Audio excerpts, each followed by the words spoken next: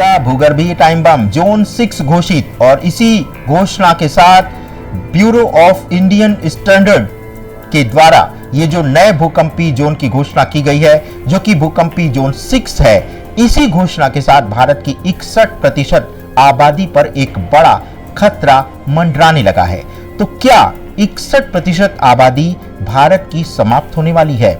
आखिर रिसर्च क्या कहता है, साइंस क्या कहता है, ज्योतिष क्या कहता है? चलिए आज इसी पर हमने एक पूरा रिसर्च तैयार किया है और इस रिसर्च में हम आपको बताने वाले हैं कि किस प्रकार से 2025 का जो रिसर्च है भूवैज्ञानिकों का, वो किस तरह की चेतावनी दे रहा है और किस तरह से 2026 में भारतीय उपमहाद्वीप के भूवैज्ञानिक इतिहास में एक बड़े घटनाक्रम की ओर संकेत कर रहे हैं। भारतीय मानक ब्यूरो यानी bureau of Indian standards BIS द्वारा जारी संशोधित भूकंपीय कोड 1893/2025 ने न केवल तकनीकी मापदंडों को बदल दिया है, बल्कि इसने भारत की राष्ट्रीय सुरक्षा और सार्वजनिक सुरक्षा की परिभाषा को ही फिर से पुनरीक्षित कर दिया है। पहली बार भारत के भूकंपीय मानचित्र में एक नई और भयावह श्रेणी जोड़ी गई है, जिसको नाम दिया गया है जोन 6। और ये वर्गीकरण वैज्ञानिकों के द्वारा दशकों से दबी जुबान में कही जा रही उस चेतावनी की आधिकारिक स्वीकृति है कि हिमालय क्षेत्र केवल सक्रिय नहीं है, बल्कि एक विनाशकारी मेगा अर्थक्वेक के मुहाने पर खड़ा है। और अगर ये हिमालय में भूकंप आता है तो भारत के 61% लोग गायब हो जाएंगे। और ये रिपोर्ट इस समय बहुत वायरल है और चिंताजनक भी है, और इसी कारण हमने इसका गहन विश्लेषण इसलिए किया क्योंकि इस रिपोर्ट के अनुसार भारत की 61% भूमि जो है वो लगभग 75% आबादी वाली है, यानी कि 61% भूमि पर भारत की 75% आबादी निवास करती है। और अब यही 75% आबादी जो है भारत की, ये बहुत बड़े भूकंप के खतरे के साए में है। ये आंकड़ा महज एक संख्या नहीं है, बल्कि ये एक आने वाली बड़ी मानवीय त्रासदी का संकेत है। और ये रिपोर्ट उन जियोलॉजिकल मैकेनिक्स की पड़ताल भी करती है जिनके कारण जोन 5 को सही ना मान करके जोन 6 की घोषणा करनी पड़ी, यानी जोन 5 जो खतरे का था उसको जोन 6 में कन्वर्ट करना पड़े। और विशेष रूप से ये रिपोर्ट हिमालय के उन भूकंपीय अंतरालों यानी सेस्मिक गैप पर आधारित है, और इसके अनुसार ये एक बहुत बड़ा खतरा बता रही है। जी हां, इस रिपोर्ट के अनुसार एक जानलेवा सन्नाटा जो सदियों से अपने अंदर एक ऊर्जा संचित कर रहा है, वो अब फाटने के लिए बेकरार है। कश्मीर से लेकर अरुणाचल प्रदेश तक फैले इस नए जोन में 10 से 20 मिलीमीटर प्रति वर्ष की दर से टेक्टोनिक तनाव जमा हो रहा है, स्ट्रेन जमा हो रहा है। केंद्रीय हिमालयी क्षेत्र में 200 वर्षों से और कश्मीर में लगभग 500 वर्षों से कोई बड़ी ऊर्जा जो है जमीन की मुक्त नहीं हुई है। और ये लंबा अंतराल स्थिरता का नहीं, बल्कि एक ऐसे तूफान की शांति का प्रतीक है जो किसी भी समय भारत की 61% आबादी के जीवन को हमेशा के लिए समाप्त कर सकता है। अब बात करते हैं जोन 6 की आखिर घोषणा क्यों करनी पड़ी और खतरे की ये नई परिभाषा क्या है। चलिए आज आपको इस पर बहुत ही विस्तार से जानकारी देते हैं। दशकों तक भारत का भूकंपीय मानचित्र 4 जोन 2nd, 3rd, 4th और 5th में विभाजित था, और जहां जोन 5 को सबसे ज्यादा खतरनाक माना जाता था। यह पुराना जो वर्गीकरण था मुख्य रूप से अतीत में आए भूकंपों के आधार पर किया गया था, और इसी के आधार पर यह बताया गया था कि आने वाले समय में जो बड़े खतरे हो सकते हैं वो जो है इसी 5वें जोन में हो सकते हैं। जहां जहां भूकंप आया था उसी को खतरनाक एरिया माना गया था।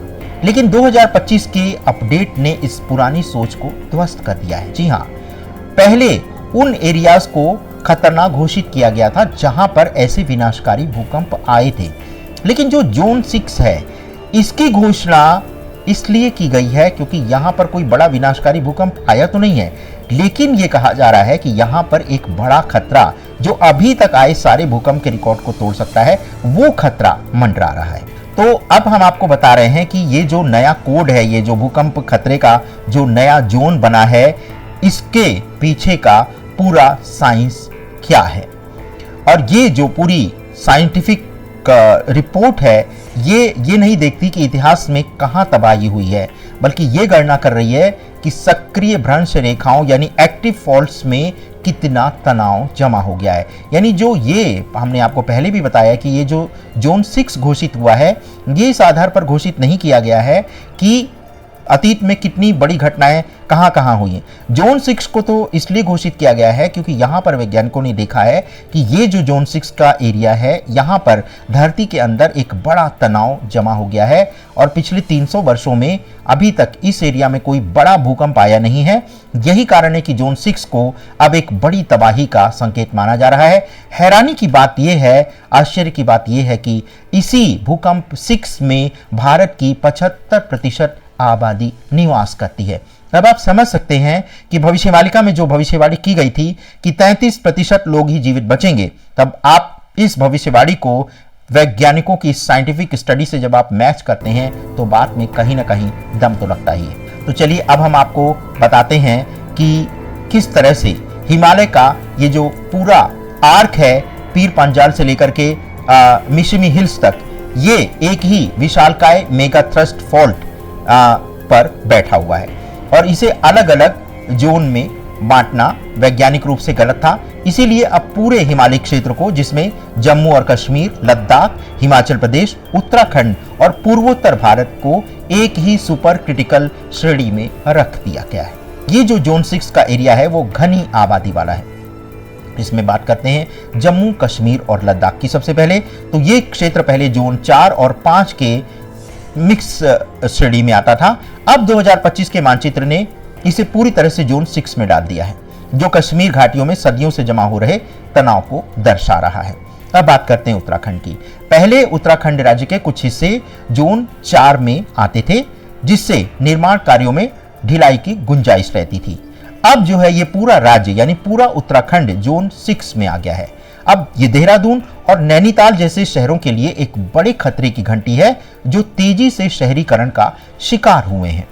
बात करते हैं अब हिमाचल प्रदेश की। तो यहां पर शिमला, कुल्लू और कांगड़ा जैसे पर्यटन स्थल अब देश के सबसे खतरनाक भूकंपी जोन के क्षेत्र में आधिकारिक रूप से शामिल कर दिए गए हैं। पूर्वोत्तर भारत की बात करते हैं, नॉर्थ ईस्ट की, तो सेवन सिस्टर्स और सिक्किम को सामूहिक रूप से जोन 6 में अब एक तरह से इंटीग्रेट कर दिया गया है, जो 1897 और 1950 के महाविनाशों की याद दिलाता था।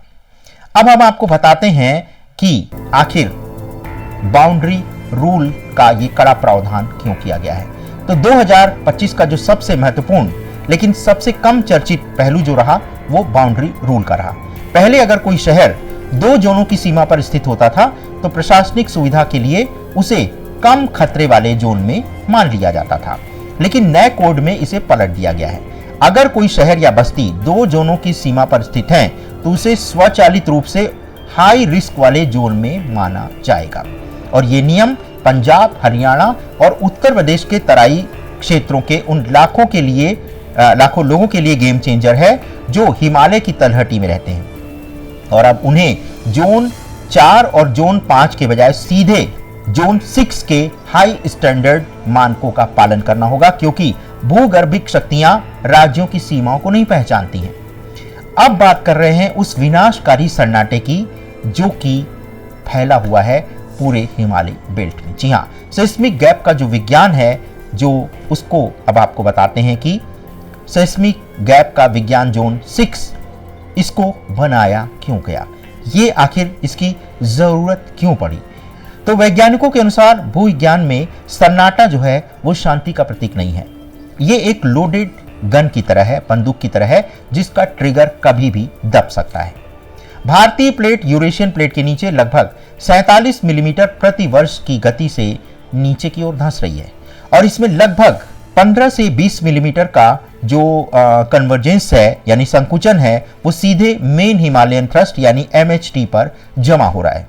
जब ये फॉल्ट लॉक होता है यानी घर्षण के कारण ये हिल नहीं पाता, तो ये ऊर्जा चट्टानों में इलास्टिक स्ट्रेन के रूप में जमा होती रहती है। जैसे एक रबर बैंड को खींचते रहने पर वो अंततः टूटता है, वैसे ही ये चट्टानें भी एक समय के बाद टूट जाएंगी और जब ये टूटेंगी तो फिर बहुत बड़ा नुकसान होने वाला है। कहा जा रहा है कि जो जोन 6 है ये 61% आबादी के लिए सबसे खतरनाक है और ये जो 61% आबादी है ये इसी जोन 6 के एक तरह से क्षेत्र में रह रही है। अब जो तूफान से पहले की जो खामोशी है ना उसकी बात कर लेते हैं। तो ये जो सन्नाटे की अवधि है ना ये लगभग 470 साल पुरानी है। जी हाँ, अंतिम महाविनाश जो है इस जोन 6 वाले एरिया में हुआ था 1555 ईस्वी में। और अब आपको बताते हैं कि उसके बाद 1905 के कांगड़ा भूकंप और 2005 के मुजफ्फराबाद भूकंप के बीच का ये जो 300 किलोमीटर लंबा क्षेत्र है जिसमें श्रीनगर और कश्मीर घाटी शामिल है, इस एरिया में बहुत लंबे समय से बहुत बड़ी ऊर्जा इकट्ठी हुई है और ये अभी तक मुक्त नहीं हुई है। वैज्ञानिकों का अनुमान है कि 1555 के बाद से यहाँ लगभग 7.4 मीटर का संभावित स्लिप जमा हो चुका है।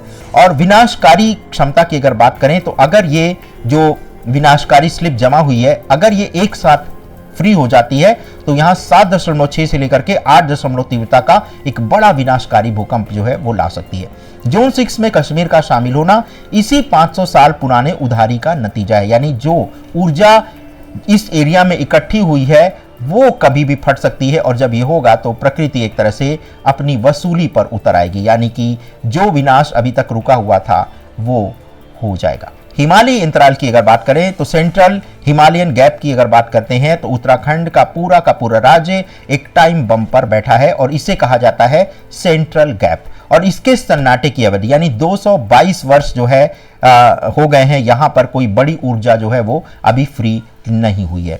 और अगर 1803 को अगर हम एक मानक के रूप में देखें तो 500 साल हो गए हैं यहाँ पर।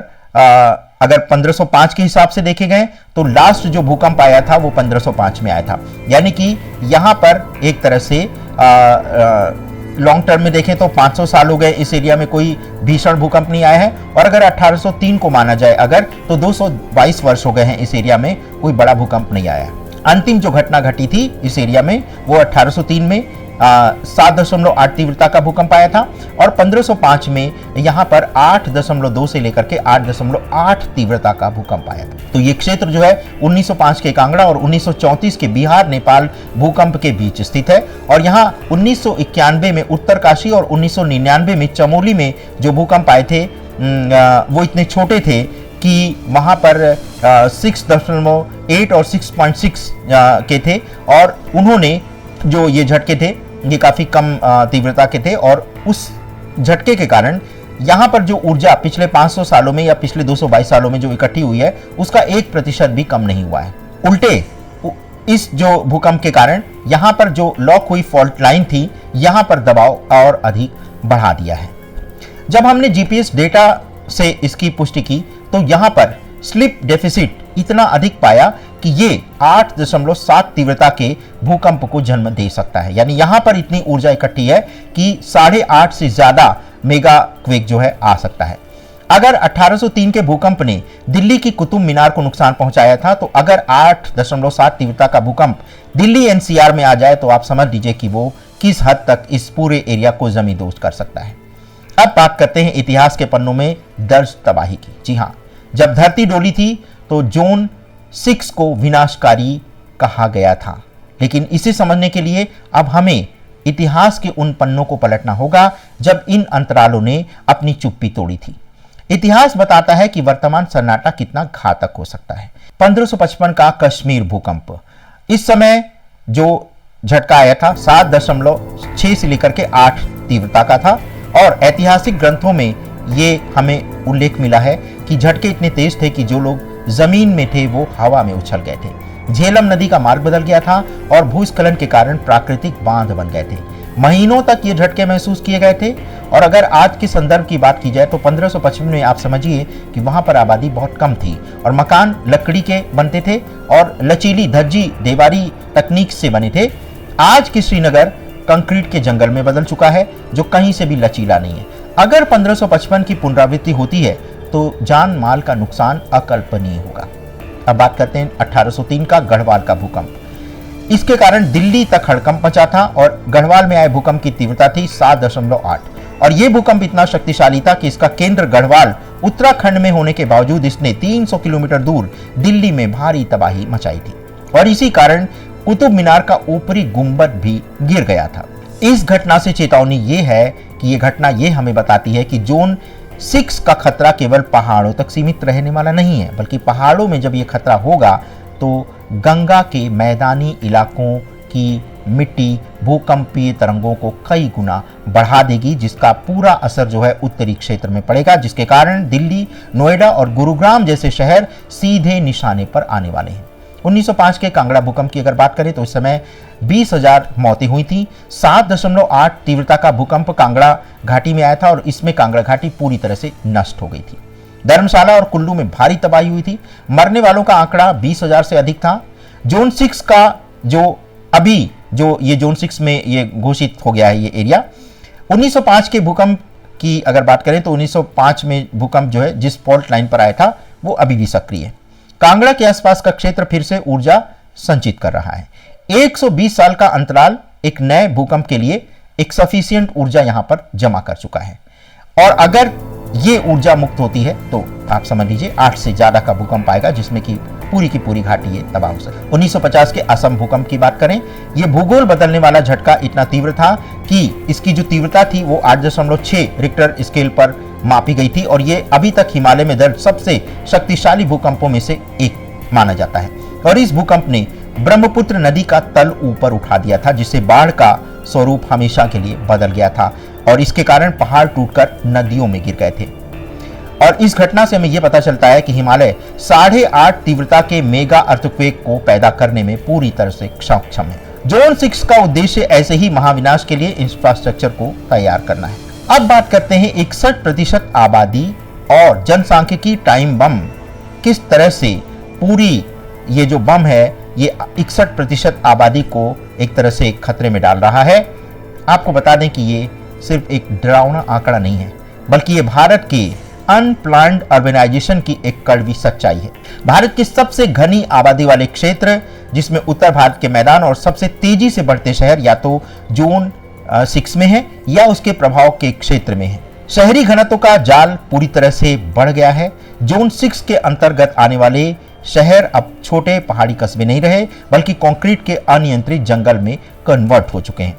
श्रीनगर की बात करें, 12 लाख से अधिक आबादी है और यह शहर सीधे कश्मीर गैप के ऊपर बसा है और यहाँ की आधुनिक इमारतें अक्सर भूकंप रोधी मानकों की अनदेखी करके बनाई गई हैं। देहरादून की बात करें, मेन बाउंड्री थ्रस्ट MBT और मेन फ्रंटल थ्रस्ट MFT के बीच ये स्थित है और आबादी विस्फोट और प्राचीन तल पर बहुमंजिला इमारतों का निर्माण इसे बहुत संवेदनशील बना रहा है। गुवाहाटी की बात करते हैं, पूर्वोत्तर का प्रवेश द्वार माना जाता है और यह शहर जोन 6 में आता है और ब्रह्मपुत्र बेसिन की नरम मिट्टी पर बसा है, जिससे द्रवीकरण का खतरा यानी लिक्विफिकेशन का खतरा कई गुना ज्यादा बढ़ जाता है। शिमला की बात करें, खड़ी ढलानों पर बहुमंजिला इमारतों का निर्माण हुआ। यहाँ पर एक बड़ा झटका न केवल इमारतों को गिराएगा बल्कि पूरे पहाड़ को भूस्खलन के रूप में नीचे ला सकता है। गंगा के मैदान और दिल्ली NCR की बात करें तो यहाँ एम्प्लीफिकेशन का खतरा बहुत ज्यादा है। यद्यपि दिल्ली, उत्तर प्रदेश और बिहार तकनीकी रूप से जोन 4 और जोन 5 में हो सकते हैं, लेकिन वे जोन 6 से पूरी तरह से जुड़े हुए हैं। यहाँ पर अगर तरंगों का एम्प्लीफिकेशन होता है तो बहुत नुकसान हो सकता है, क्योंकि गंगा के मैदानों की मिट्टी गाद से बनी है। जब हिमालय यानी जोन 6 में भूकंप आता है तो ये नरम मिट्टी जो है वो जेली की तरह हिलती है और भूकंपी तरंगों की तीव्रता को कई गुना बढ़ा देती है। हिमालय में 7 तीव्रता का भूकंप दिल्ली में 8 तीव्रता जैसा महसूस हो सकता है। दिल्ली और NCR में यमुना के किनारे उच्च जल स्तर वाले क्षेत्रों में लिक्विफिकेशन जहां ज्यादा है वहां सबसे ज्यादा खतरा मंडरा रहा है और इसका मतलब है कि भूकंप के दौरान ठोस जमीन जो है वो दलदली जमीन में बदल जाती है, जिससे बड़ी इमारतें टूटती नहीं है, लेकिन ये जमीन में सीधे धंस सकती हैं या फिर ये तिरछी हो सकती है। अब जो है जोन 6 का जो घोषणा हुई है, ये सिर्फ भूकंप के मानचित्र के रंग को नहीं बदल रहा है, बल्कि ये एक बड़े खतरे का अलार्म बजा रहा है। और सबसे बड़ी बात यह है कि ये चुनौती जो है वो पुराने भवनों के लिए तो है ही, साथ ही नए जो बिल्डिंग बन रही है उसके लिए भी है, क्योंकि पुरानी तो गिरेगी और नई भी जो बन रही है उसमें भी इस बात का ध्यान नहीं रखा जा रहा है। अब आपको बात बताते हैं कि अब इसमें करना क्या चाहिए और किया क्या जा रहा है। तो किया तो कुछ भी नहीं जा रहा है। हालांकि अभी उत्तराखंड सरकार ने जो फॉल्ट लाइन का जो एरिया है वहां पर निर्माण में कुछ स्टैंडर्ड्स का पालन करने की कोई नियमावली बनाई है, लेकिन अब जो है आपको ये ध्यान रखना पड़ेगा कि जिस भी आप एरिया में रह रहे हैं, जिस एरिया को हमने आपको बताया है, ये बहुत ही एक बड़े खतरे का संकेत है। और अगर जोन 6 में देखिए, जोन 6 में अगर कोई भी अगर बड़ा झटका लगता है तो इससे जनसांख्यिकी का नुकसान तो होगा, यानी कि जब बहुत बड़े पैमाने पर बिल्डिंग गिरेंगी तो लोगों की आबादी तो कम होगी और साथ ही हमारी आर्थिक स्थिति भी खराब हो जाएगी, क्योंकि तब संपत्तियों के लिए बीमा प्रीमियम में भारी वृद्धि होने वाली है और हो सकता है कि कुछ जो पुरानी इमारतें हैं ये बीमा कवरेज में आए भी ना। तो आप समझिए कि अगर संपत्ति की कीमतों की बात करें तो जोन 6 वाले शहरों में निर्माण लागत जो है वो 20 से 25% अब बढ़ सकती है, क्योंकि यहाँ पर अगर आप घर बनाते हैं तो आपको नए स्टैंडर्ड का पालन करना पड़ेगा और यहाँ पर स्टील और कंक्रीट का उपयोग भी बढ़ने वाला है। तो इसलिए इस एरिया में किफ़ायती आवास का सपना अब दूर हो सकता है। पर्यटन और इससे जुड़े जो उद्योग हैं उस पर भी एक बड़ा खतरा मंडरा रहा है, क्योंकि जोन 6 के डिवीजन से जो बुनियादी ढांचे के विकास थे, जैसे सुरंगें, राजमार्ग, ये सब जो बनाए जा रहे थे, इसको बनाने से पहले अब भूकंपीय लेवल की जांच होगी। हालांकि ये सुरक्षा के लिए आवश्यक है, लेकिन ये उन परियोजनाओं को धीमा कर सकता है जिन पर ये राज्य आर्थिक विकास के लिए निर्भर है। तो कुल मिलाकर के क्या ये जो मौत से पहले का, तूफान से पहले का जो ये सन्नाटा है, ये क्या वाकई जानलेवा साबित हो सकता है? क्या ये लंबा अंतराल 61% आबादी के लिए खतरनाक हो सकता है? इसका उत्तर हाँ है। जी हाँ, भूविज्ञान में अंतराल का अर्थ है ऊर्जा का संचय होना। 1505, 1555 और 1803 के बाद से हिमालय के बड़े हिस्सों में छाया सन्नाटा एक बड़े तूफान के आने का संकेत दे रहा है। इस दौरान टेक्टोनिक प्लेटें रुकी नहीं हैं, उन्होंने मीटरों के हिसाब से स्लिप यानी खिसकाव जमा कर लिया है।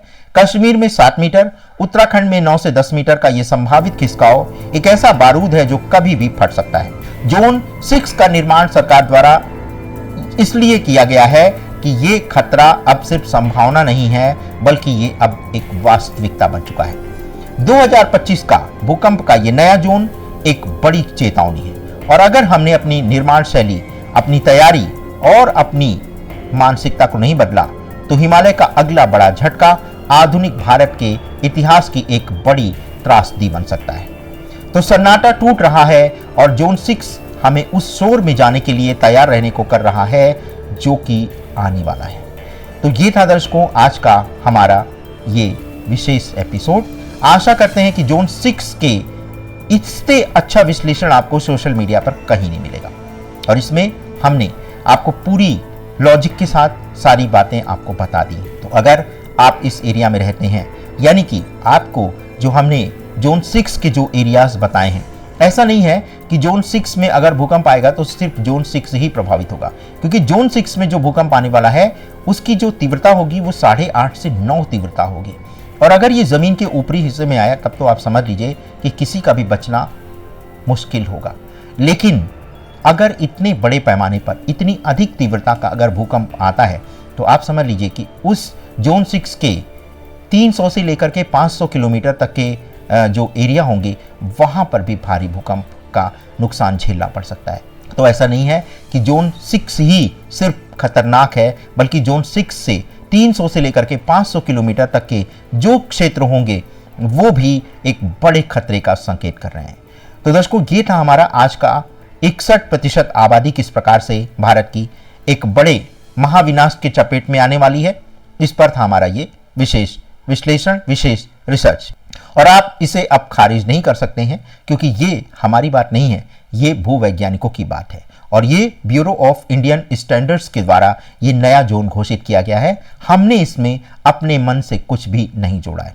तो अगर आपको आज का कंटेंट अच्छा लगा है तो इसे लाइक, शेयर और सब्सक्राइब करना मत भूलिएगा। धन्यवाद, नमस्कार।